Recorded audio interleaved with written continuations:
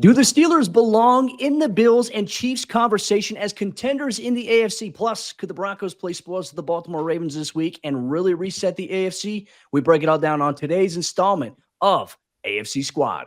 You are talking ball with the AFC Squad. From the Chiefs to the Bills, the Ravens to the Texans, and everyone else around the AFC, it's the local experts of the Locked On Podcast Network, bringing you scoops, breakdowns, and the most comprehensive preview of the upcoming weekend for hard-hitting AFC football with our harder-hitting takes. Buckle up, it's the AFC Squad, and we have a seat for you. No hurt feelings allowed. Squad up. You're part of the AFC Squad. Welcome in, everyone, to another installment of AFC Squad. Sit back, grab your favorite beverage, and join us as we get you ready for another wild week across the AFC. Week 9 of the NFL season is here. Today's episode is brought to you by FanDuel. Place your first $5 bet. You'll get started with $200 in bonus bets guaranteed. Visit FanDuel.com to get started. We're joined today by an awesome cast of folks around the AFC. And folks, just a disclaimer, as always, if we don't talk about your team or if your host isn't on here, encourage them to come out of the show because, hey, we're all trying to break it all down, have a good time here.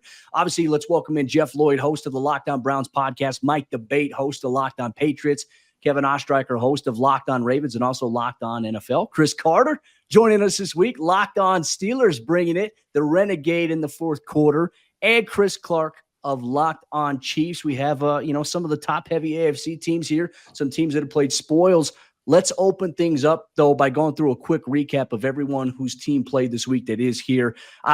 Kevin and Jeff, I feel like we probably can talk about the game between the Browns and the Ravens being the game of the week here. We don't have to. We don't have to. It went down to the wire. It was entertaining, but the Browns coming out on top. Jameis Winston eating W's after the game. Jeff, started off on your end. What happened there in that Browns game? Then we'll kick it to Kevin. Look, there was so much that went into that week. Look, 1-6, like, you know what 1-6 means, just to say that number. We can't lose again. Not that anybody really thinks they're probably going to go on a run that may save this, although the AFC is a little quirky so far this year. But when Kevin and I did the crossover, I'm like, look, this change needed to happen a month ago, and it only needed to happen to put Jameis Winston in to see if, hey, was it just the quarterback? And look, not everything was going well. Not much of anything was going well. But the offensive line was starting to get healthier, and I told Kevin, I said, look, this is the first time we know what the unit is on Wednesday. Normally, it's like Sunday morning when we know who the starting offensive line is. And Jameis was going to go out there and just throw the ball. That's what Jameis Winston does. Good, bad, and very similar to the guy that everybody got upset they didn't bring back in Joe Flacco. I'll continue to throw the ball. I will throw it. He's not going to make plays with his legs. He knows he's not. But they all collectively just played better. Defensively, look, they know Lamar. They know him well. They faced him 1,000 times, and they got into some situations where, they broke him or only got field goals. Also, to keep in mind, if Justin Tucker didn't miss the earlier field goal, it would have come down to another Justin Tucker field goal. They would have never had to go for the touchdown on that last drive. But look, they're feeling better about themselves. They're about to get out of an era that was comically bad. I don't even know what phrase to use for almost 3 seasons. They're going to be beyond that. And, they were kind of tipped their hand probably to do it, but you're already looking to the rest of this year and 2025 and what was one of the worst acquisitions in the history of professional sports will be behind them from here on out. Kevin, your thoughts on the Ravens? How do they respond? What's the mood after a game like that? Obviously a disappointing loss where we've talked about here on the show. One week the Ravens look like the best team in football. One week it's like, oh, how did they barely pull that one out? What's going on with the Ravens? They dropped the ball. Literally, they dropped the ball. If we can do a whole demonstration right here, guys, it's the Orioles theme ball for the Baltimore Orioles. You catch the ball. That's Kyle Hamilton almost had it. All you have to do.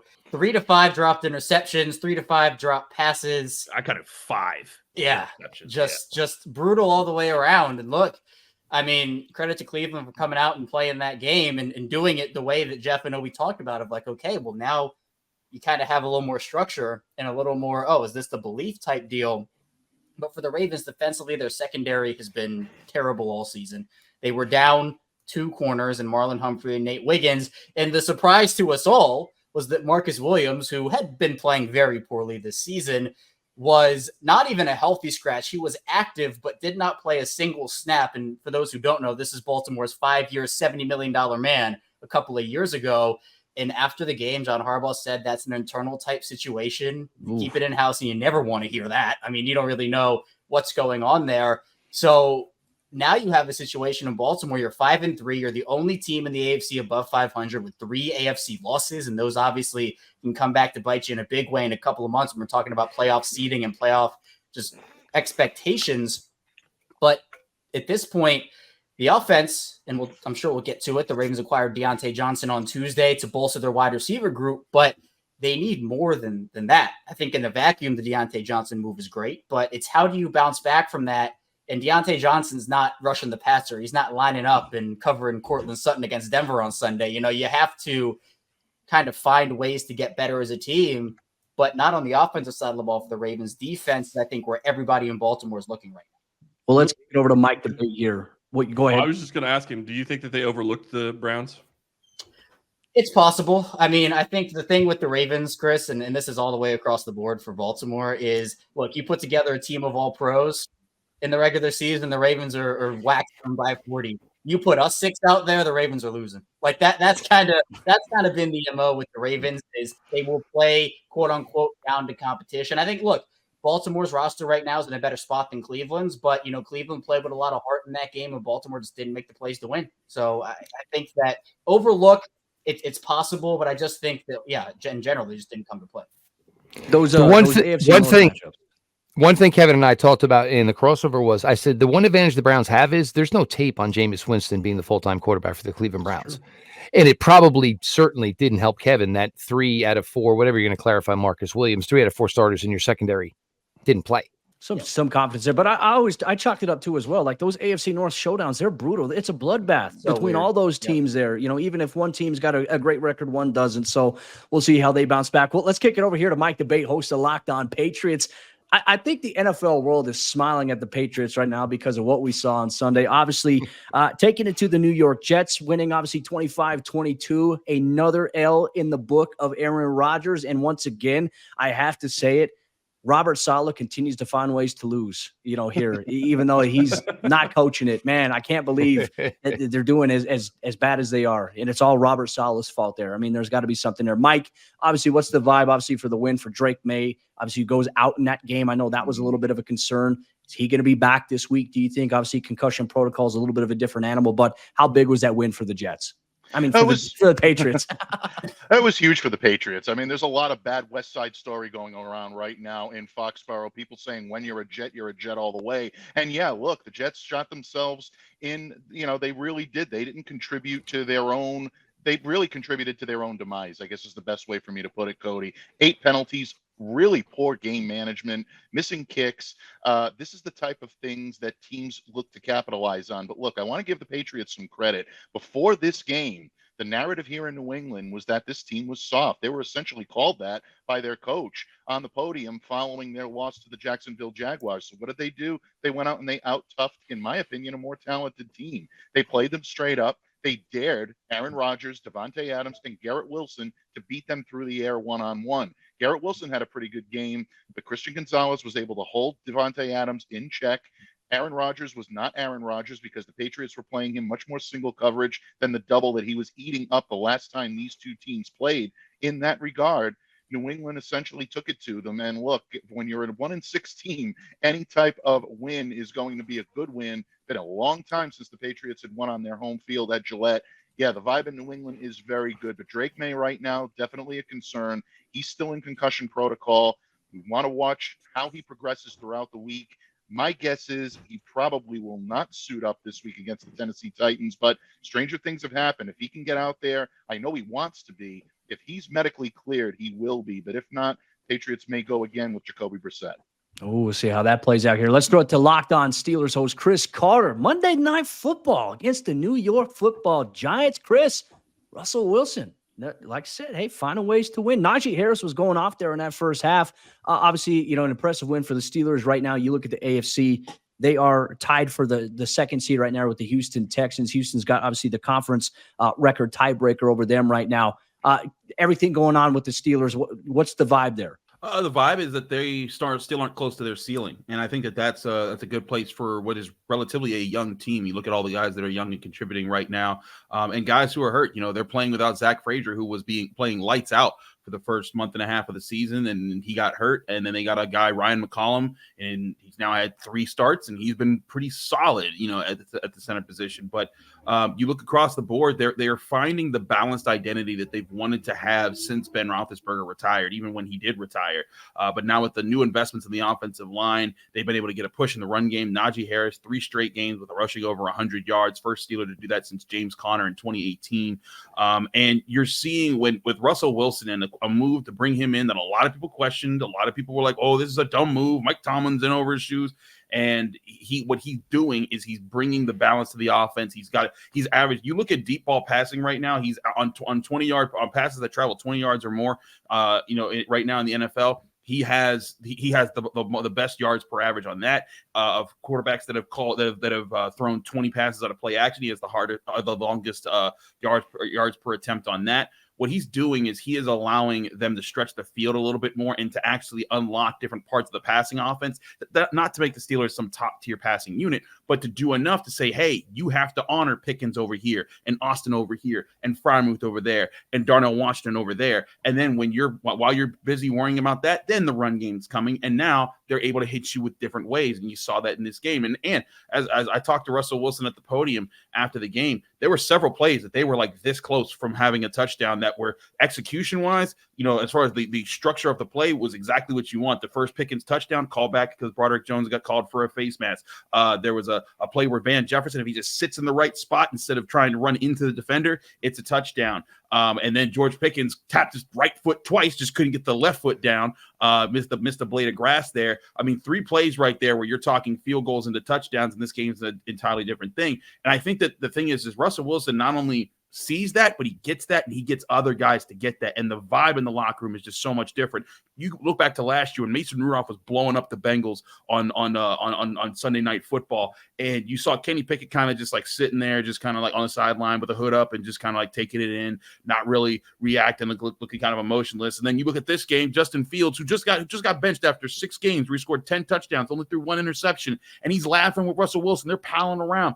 That's the environment that Mike Tomlin wanted to see Russell Wilson help recreate in the Steelers offense. They have that on the defense. They have leadership. There's no question there. When Ben Roethlisberger retired, along with Marquise Pouncey, David DeCastro, and a number of other guys that set the tone there for many years, there was a vacuum that no one was able to occupy, and they've been trying to get that for years. I think Russell Wilson is helping with that, and I think it's helped the Steelers realize, hey, we can be a good football team if we do these things, and we can be a serious contender when we start checking off those boxes. Yeah, it's nice to see Russell Wilson having some success there in Pittsburgh. Like I said, he was always great to me in Denver covering him. Nice to see him have success. You got George Pickens dropping the Shawn Michaels elbow on people on interception returns. That dude is wild, man. But, we're going to continue recapping now. We'll obviously recap the Kansas City Chiefs being the lone undefeated team right now in the National Football League. We'll do that. Plus, we'll also talk about how Anthony Richardson got himself benched here on today's AFC Squad. Today's AFC Squad show is brought to you by our friends over there at Built Rewards. Listen up, renters. Ever feel like you're stuck in this loop of rent payments, just watching your money vanish into thin air? Well, it's time to turn that rent game around and start earning some serious rewards. That's where Built Rewards comes in. Built is breaking ground as a neighborhood rewards program that hooks you up with points on your rent. Every month, pay your rent and watch the Built points roll in. Use your points to jet off on a dream vacation. Put your points toward a flight or hotel stay with 500 plus airlines and 700,000 plus hotels and properties. You can also use your points to book fitness studio classes, redeem them toward a future rent payment. They're designed to meet your lifestyle. Pay rent hassle-free through the Built Rewards app. Your rent game just got a major upgrade. Built points have been consistently ranked the highest value point currency by the Points Guy and Bankrate. Earn points by paying rent right now when you go to joinbuilt.com/lockedonnfl. That's JOINBILT.com/lockedonnfl. Make sure to use our URL so they know we sent you. Joinbuilt.com/lockedonnfl to start earning points toward your rent payments today. Continuing on, here's AFC Squad episode this week with Jeff Lloyd, Mike DeBate, Kevin Ostreicher, Chris Carter, and Chris Clark. It's a battle of the Chris's here today. As we continue on here, we'll highlight a couple of the other games. So I want to say thank you so much for making all of us your first listen here once again. And As always, disclaimer. If you're in the comments, you're mad that your team is not getting talked about, please hassle and hound your host to jump on here, the AFC Squad Show. Chris Carter's listeners came through for him a couple weeks ago. My man, appreciate that as always. Chris Clark, we had an opportunity. We went through everyone else and talked about it. The Kansas City Chiefs, the lone undefeated team, coming off of a win against the Las Vegas Raiders. Obviously, some of the storylines building up to that game were based on what happened last year on Christmas. Definitely not, I think, the outcome we expected, but more so like Patrick Mahomes isn't playing his best football still, and yet they're still finding ways to win. It's the most puzzling thing that I've seen this season in the NFL. What went on in that game? Well, I think the big thing and the big story for the Chiefs is they make a move and they go get DeAndre Hopkins, and you bring him in, and he is there for all of 2 days of practice and gets 3 targets in the game, gets 2 catches, one set up a field goal, another one got a first down on the first third down of the game. I mean, he came in and showed why he is one of the best wide receivers that's played in the NFL for a very long time, and that's exactly what the Chiefs needed. I agree with you. Mahomes hasn't played great.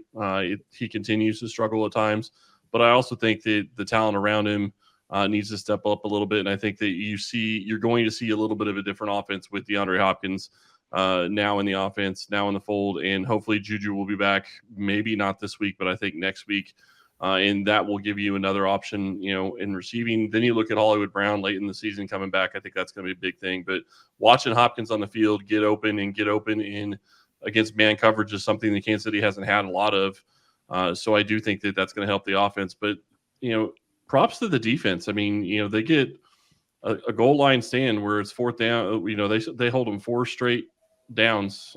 Don't allow a touchdown to the Raiders. And, the defense kept them in it the whole game. So that's how they're winning right now. And I still feel great about it because I still think Mahomes is going to play better down the stretch, and he'll get better as the rest of the team kind of gets better around him. All right, well, we'll see how it continues to play out. They obviously have the Tampa Bay Buccaneers this week, banged up. No Mike Evans, no Chris Godwin. And then next week, they'll host the Denver Broncos. We'll break it down probably next week here. But shifting gears here as we focus on some of the larger storylines around the AFC right now. Obviously today, very interesting news came about. Anthony Richardson being benched in favor of Joe Flacco. Come to find out, it's just based on something that he admitted in a press conference that he absolutely shouldn't have admitted. He tapped out of the game there. Everyone's wondering, okay, hey, is he banged up? What's going on? He said, no, I was tired. I needed a break. I want to throw it around here, get your guys' reaction to that, starting off with you, Chris Carter. It's something that I don't understand what he needed a break from. This guy's a heck of an athlete. Is he mentally strained? Is he physically strained? What's going on there? I think the one thing that Mike Tomlin says is I always want to have to say whoa, not sick him. Or no, and that's the whole thing is that if I have to come out here and try to say, hey, do you feel like being a dog today? Do you feel like going and whooping the snot out of whoever's right in front of you? If I have to coach that out of you, I don't want that. And I think that's what, in general, coaches don't want to have to deal with. And if this guy's questioning whether or not he should be in right now, something's wrong with his head. Now, he's a first-round quarterback. You want to give him time to figure it out.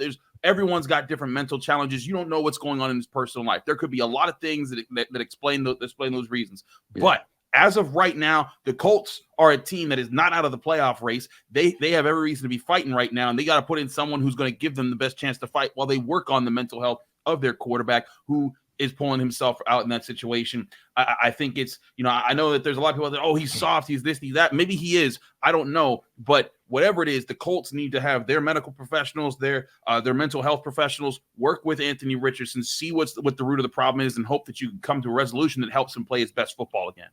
Yeah, and Mike Debate, I'm going to throw this to you just real quick. I want to get my piece in here. I don't feel like they should close the door on him just yet. He's young. He's making that was a mistake that he made, but obviously I think, Chris, you made a lot of valid points about some of the things that maybe could be going on behind the scenes that none of us are privy to.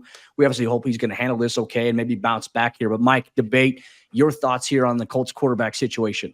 Yeah, I think Chris really summed it up very, very well. I mean, you look at a situation on its face and it does not look good. It looks like a player is tapping out, a young player that should be full of vigor, should be full of vibrance, and want to get out there and lead his team to the playoffs, Tapsou's not able to go. We don't know if there are things that are going on behind closed doors that none of us are privy to. And if that is the case, then you have to give him his just due at that point. But look, this flies in the face of what the Indianapolis Colts have been saying all along. Anthony Richardson needs to be out there to develop a synergy with his teammates. And the more he's not out there, it's a detriment to this team if he's going to be the long-term solution.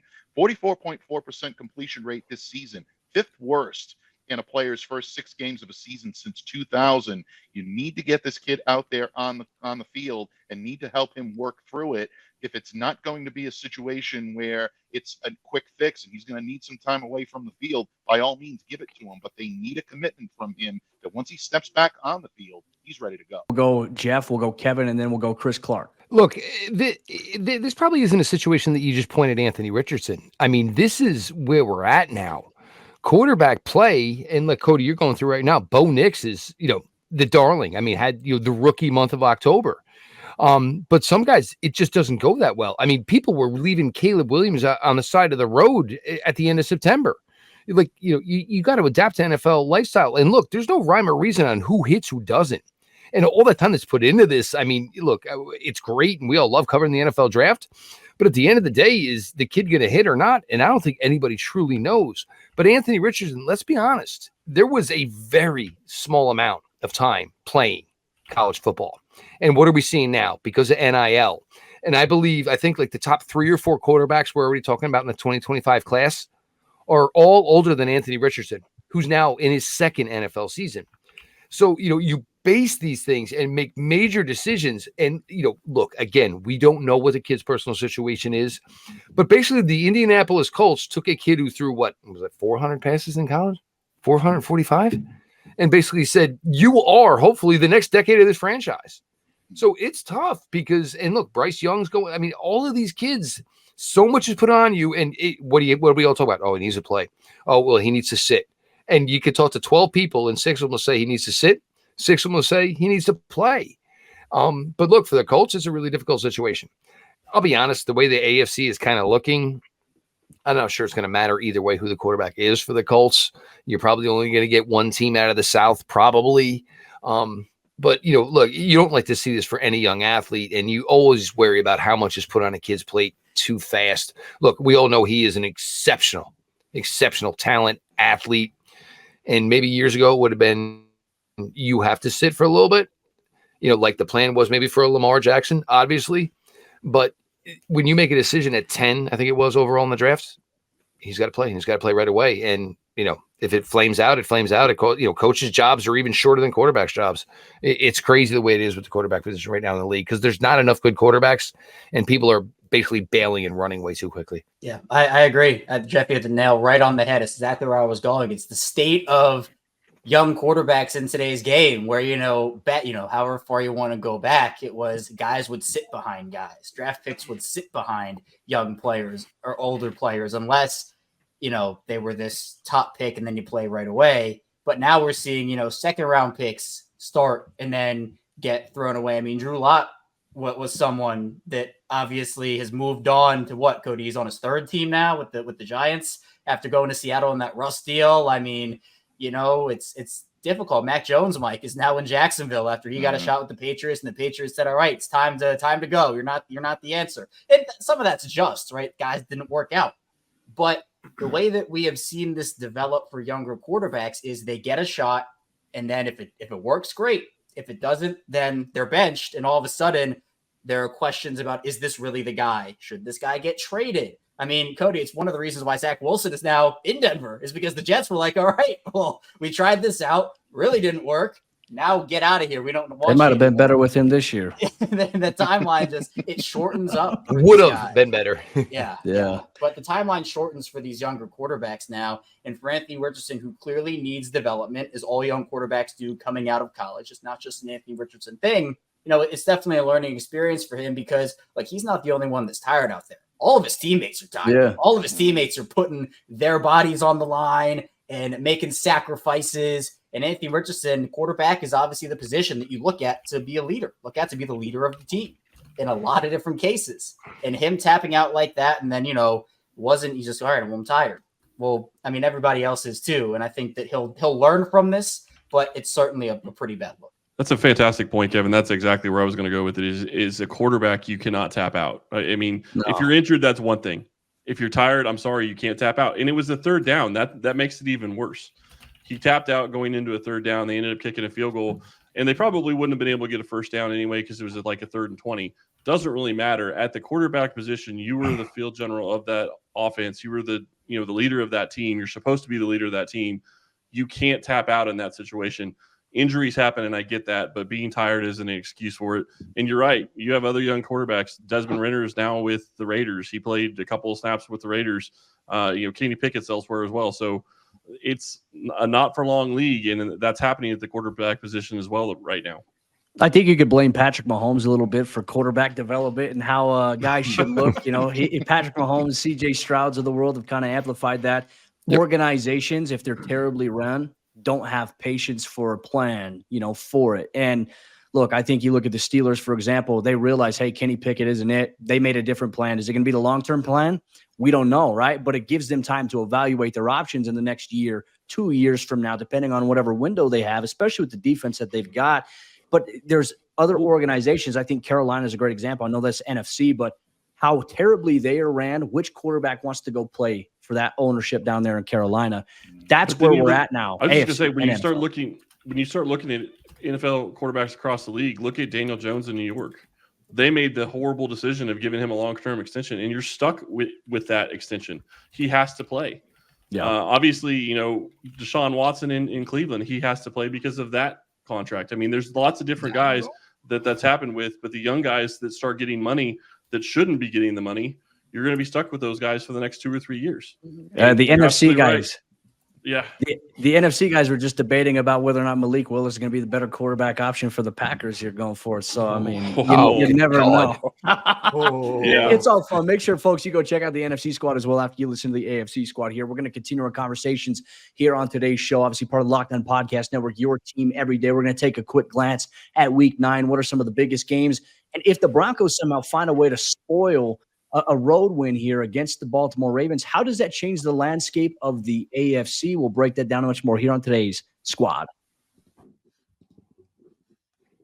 Today's squad show is brought to you by our friends over there at FanDuel, America's #1 sportsbook. And look, the NFL season is at the midway point. Get ready to tackle all the NFL action inside of the FanDuel Sportsbook app, because right now new customers can bet $5 and get $150 in bonus bets if you win. The FanDuel Sportsbook app gives you everything that you need to place live bets on the NFL all in one place. So when you get the hunch in the middle of the game, you can check out the latest stats. You can view live play-by-play and so much more on the same page where you place your bets. There's a wide slate of NFL action here as Week 9 of the season approaches, and FanDuel is the place to be. Just visit FanDuel.com to join today. You'll get started with $150 in bonus bets if you win your first $5 bet. That's FanDuel.com. Never waste a hunch and make every moment more with FanDuel, an official sportsbook partner of the NFL.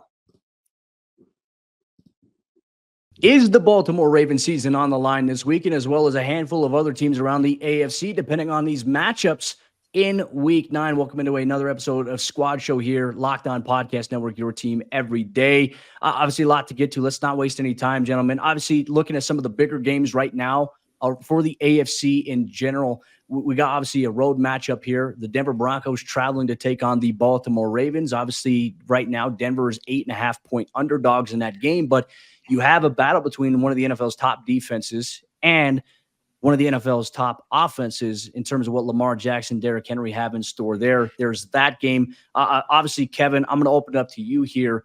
Ravens in a position right now coming off of a disappointing loss to the Browns. Hungry, probably looking to get back on track here. Denver's a tough test there defensively. The biggest question mark I feel like in this game, and we'll get everyone else to chime in, I feel like is Denver's offense, the lack of consistency, even though the Bo Nix is playing well right now. Yeah, look, I think if this Ravens defense, they let Jameis Winston go out there and look like prime Lamar Jackson himself. So if they do this to Bo Nix and they let Bo Nix throw for 300 plus and the secondary still struggles, I mean, you have so many other issues than just, if they lose that game to the loss. because the Ravens had a tough stretch early in the season, right? They go up against Patrick Mahomes and Josh Allen, Joe Burrow, Dak Prescott, Baker, Jaden Daniels. This next month tells you a lot about the Ravens season. And Denver, look, credit to them. I mean, they've turned it on and they've been a really, really good football team. And it's a game at home. And this defense just is looking for answers. And historically, under John Harbaugh, rookie quarterbacks, second-year guys, younger players struggle with the way that this Ravens defense operates because they throw so many exotic things at you, and that has carried over from coordinator to coordinator. But a lot of the issues this year, it's not everything, with Baltimore's defense has been Zach Orr, the new defensive coordinator, first-time play caller, no high school, college, pro experience, and that inexperience certainly shines through. So, I'm not going to go as far and say, if the Ravens lose this game, it, alters their season or their season is over. There still will be conference record is the tricky part. But that's the thing. What I'm going to say is if they have 4 AFC losses by the time week 9 is over, if they don't win the division and if they lose this game, Pittsburgh comes out of their bye as the biggest winner of week 9. I mean, I feel like at that point you might be in a tough spot. And if they're fighting for a wild card, look, conference record, if it comes down to it, you might be looking at a 6 or 7 seed, which is tough. But again, here in Baltimore, with the way the regular seasons have gone versus playoffs, Baltimore wants to get to the playoffs, but of course you got to actually get there first.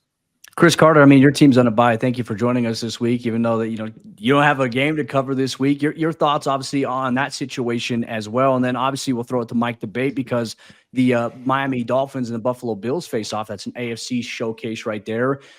Your thoughts on this one, real quick?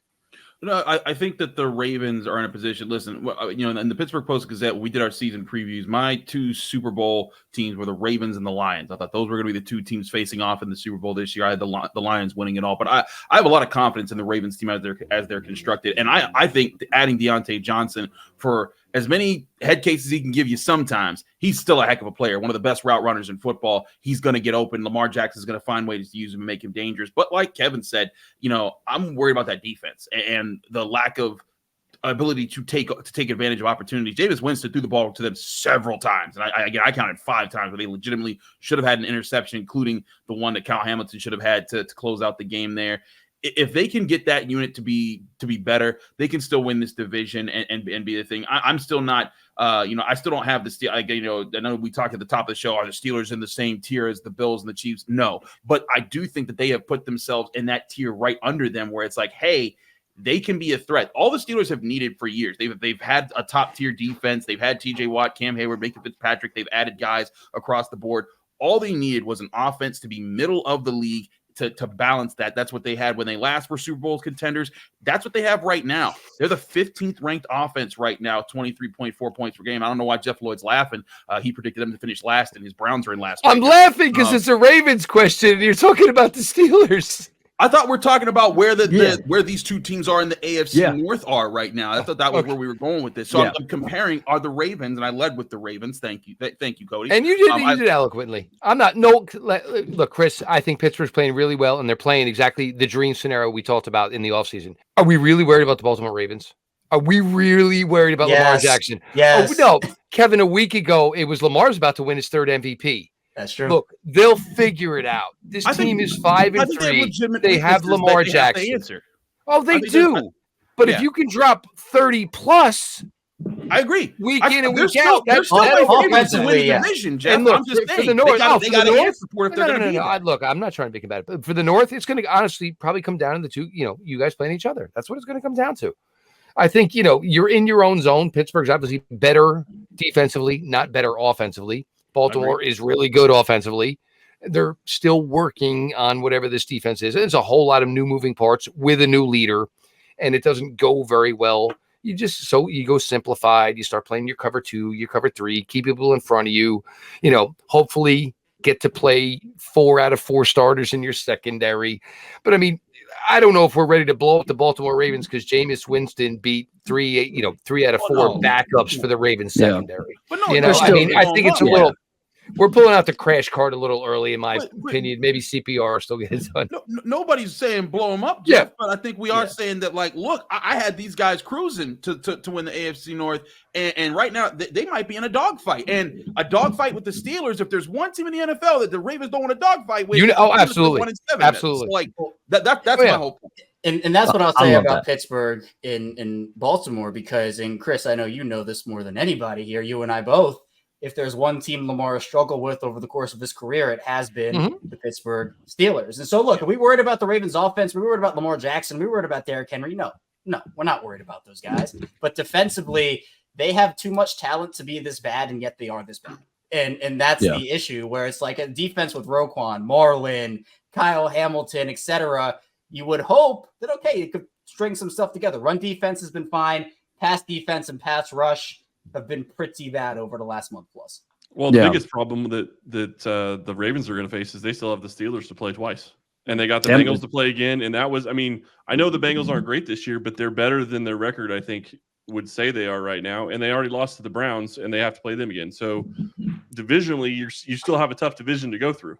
Yeah. They need a big win against Denver, and Cody, Denver's playing good football right now. So it's a tough easier situation said for than them to done. be in, because even like for Denver, the stakes are high. You know, they lost to the Steelers early on the season in week 2, and you look at conference record, they're 2-2 right now. Everyone else above them, the Bills have a 4-2 conference record, the Steelers 4-1, Texans 5-0 in the conference right now, and then Chiefs obviously 4-0 undefeated right now, and then Ravens there at 2-3, Chargers right behind them with the 2-2 conference record. The AFC is very chaotic right now, I feel like, but it also presents some opportunities, because you look at the Cincinnati Bengals where they're at 3-5, and this really is going to kind of segue the end point of our show here. Is this the final shot? Like this week against the Raiders, if they lose, is that the final shot for the Bengals season in terms of getting to the postseason? Joe Burrow is putting up tremendous numbers this year, but none of that seems to matter because they're not getting enough stops, and the defense is just kind of like a sieve. Everyone's running through it right now. Is this the last chance for the Cincinnati Bengals this week? If they lose it, is it over? I don't think there's any way they lose to the Raiders. I think the Raiders played one of their best games last week against the Chiefs, and I think that it's going to be a letdown week for the Raiders. That's personally the way I see it. But I also don't think the Bengals are going to rattle off 8 wins, which is basically what they would need to have a good chance to make a run. So, Mike, debate I want to ask you, because there's an AFC East game, obviously, between Buffalo and Miami. Buffalo right now looks like the clear-cut favorite. They've got a really good cushion in that division right now. Tua Tagovailoa returned last week. We highlighted that. They lose to the Cardinals on a last-second field goal. Even with the return of Tua, like this game here, if the Bills win this one, is it over on the Dolphins season as well, their playoff aspirations? Yeah, I think it actually may already be, believe it or not. I think that was a heartbreaking loss for the Dolphins last week. Look, there's a lot of talent in Miami right now, and if they can somehow figure it out and rattle off some wins, this is a team a couple of years ago that went on a pretty historic run and ended up making a pretty good playoff run. I'm not saying that they're identically constituted, but it has happened before in Miami. If they can do their job this week and really upset a team in Buffalo that everyone expects to roll in this game, then that could be a signal that maybe there's something there in Miami for them to build on, because they do have the talent to make things interesting. But Buffalo is playing at a much higher level right now on both sides of the ball. Josh Allen right now is continuing to have a good season. I think they're coming into their own a little bit more offensively. The addition of Amari Cooper is very good for someone like a Keon Coleman who needs that veteran presence. I think it's going to be a tough one for Miami, but if they lose, I mean, you're looking at right now Buffalo cakewalking now into that division title, because none of the other teams in the division are even close right now to sniffing them. Yeah, the Ravens right now. Go ahead. You look Chris. at conference record. I was just going to say 2-3 for the Dolphins. I mean, you're in a situation just like you are with the other teams. With Baltimore being 2-3, you lose another conference game, you're going to have a hard time, climbing out of it to try to even make the back end of the playoffs. Yeah, division it's win is tough. not going to happen, but. Well, I think everyone right now, too, like if you're looking at the playoff picture, you're looking at the standings as it is today. I think if you're the Ravens, if you're the Broncos, you're hoping that the Browns take care of business this week against Justin Herbert and the Chargers. It's always tough to play in the dog pound, so that there could be some good credence to that. You look at some other games as well. I mean, Chris, your Chiefs, they host the Tampa Bay Buccaneers. Who knows what Tampa Bay team's going to show up, just even though that they're banged up. But then that's going to set up a matchup next week, AFC West showdown. Just so many different storylines right now across the entire AFC. Obviously, Mike, your Patriots will travel to take on the Tennessee Titans in one of those games there. We'll see if it's Jacoby Brissett or Drake May on the day. But hey, a lot at stake. And as always, every single week, we will be here on the AFC Squad Show on the Locked On Podcast Network, where it is your team every day.